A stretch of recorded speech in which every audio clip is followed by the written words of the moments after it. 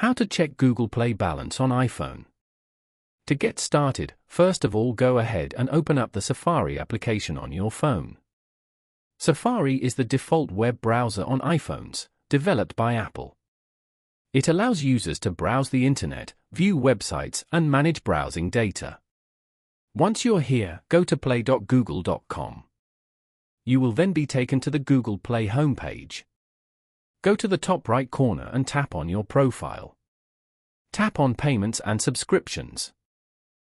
In the Payment Methods section, you can add a payment method to your Google account.